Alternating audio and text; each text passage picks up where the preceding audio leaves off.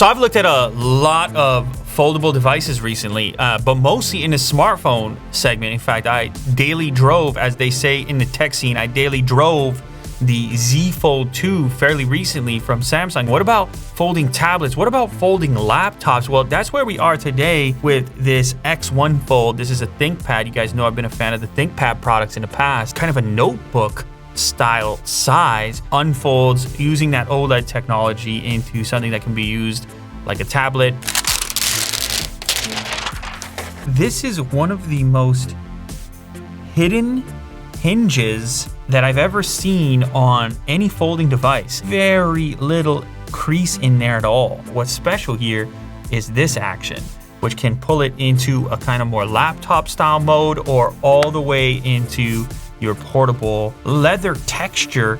So it does sort of elicit a kind of moleskin type notebook. This is way smaller than a laptop, obviously, but you've got a laptop size screen when you set up to actually use it. We're looking at a 13.3 inch OLED display, and you just do like that. And the nice thing, you have a ThinkPad style keyboard. Now this is a tiny version of it, but the keys are very reminiscent. Tiny little trackpad down there as well, and a holder for the pen attachment. You can use a pen with this, obviously. Just drop it on and it magnetically attaches and it turns into a tiny little netbook, ultra portable laptop. I can imagine hopping on a plane and feeling very confident that I can find a place to plop that down. They actually designed this keyboard to travel alongside this unit, so you don't need to carry them separately. So if I had this down like this, you'd probably notice this tiny little gap on the inside and you're thinking, well, why is that there? That's to allow the keyboard to live here as you travel. That is a genius little touch to it. So I close that down and look at that. Not any fatter. Or you can get to your destination, pop this off, pop out your kickstand for the full 13.3 inch work experience as I have right here. Over here on the front of the device, you can see dedicated buttons for volume up and down, USB Type-C connector over here, and another USB Type-C over on the other side. The actual model of that processor, Intel i5-L16G7 with Intel hybrid technology up to 3 gigahertz. This unit also has 8 gigabytes of RAM, and you can configure it with 256 gigs, 512, or 1 terabyte of PCIe NVMe storage. So pen input as once again another option. That's your pen, which also slots into this section over here to keep everything tidy and together. 65 watts of power. If you're familiar with Lenovo's products, you've seen this power brick before. World's first foldable OLED screen PC. Yeah, it's a full out Windows on here. Talked about the keyboard. I think we're good. If you are doing a bunch of reading, you can see how you can comfortably hold it with one hand, actually placing your thumb down inside the hinge. So the device is booted up, and that's where you obviously you see a familiar place. I mean, you're inside of Windows. You can do anything that Windows is capable of doing. You can install your various software and so on. You see the Lenovo mode switcher.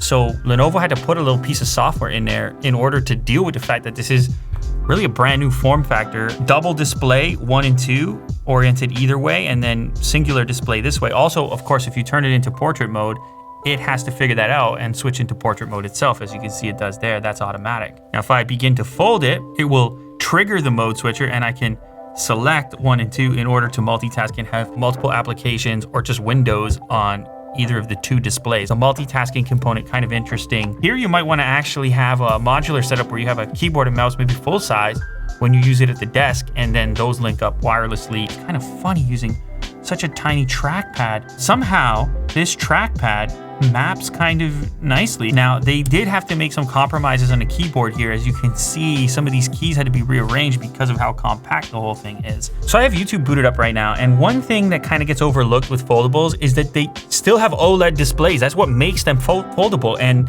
devices with dedicated operating systems and devices with desktop-based operating systems, you haven't seen as much OLED. So when you see it in a device like this, your brain recognizes that darker black, those richer colors. So it's not just foldable, it's foldable OLED, and I think that's the key.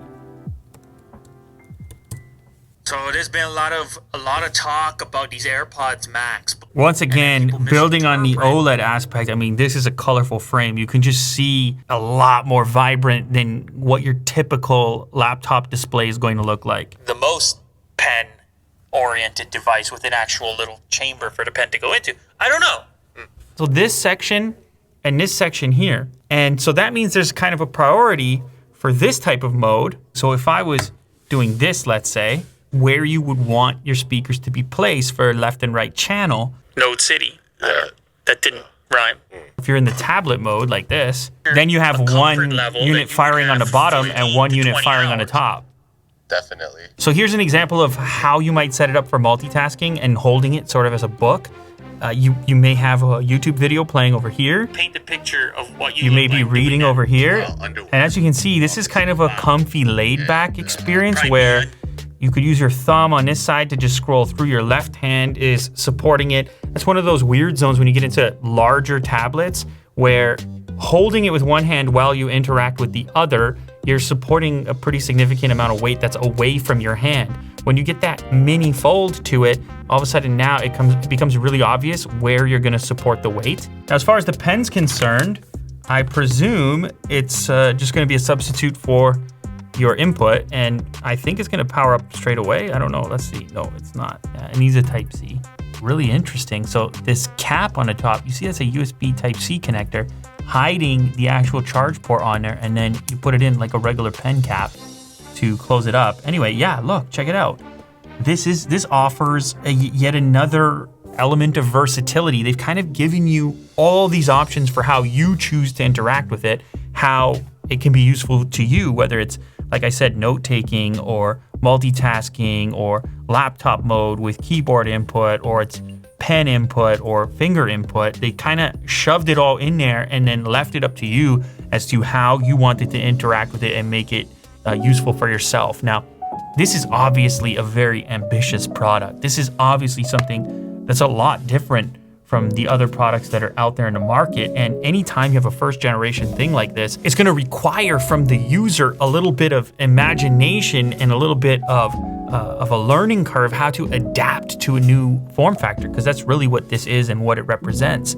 I always appreciate ambition in the space. I always appreciate a new take, imagination, and not necessarily just continuing to create the exact same thing over again.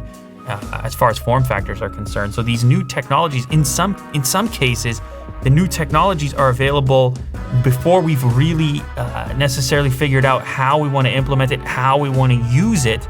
But I love to see something like OLED and bendable tech show up in a place where I didn't expect to see it, which is here on the couch, also on the desk, in the bag, under the arm, as a drawing tablet. It's a lot of different options packed into something that's really crazy portable, more portable than any laptop that I own. So I'm curious to see how this fits in for me, and I'm sure you guys probably have a number of ideas as to how you might utilize it. It's not a laptop, it's not a tablet, it's hard to put your finger on it, but I think that's kind of the point of it.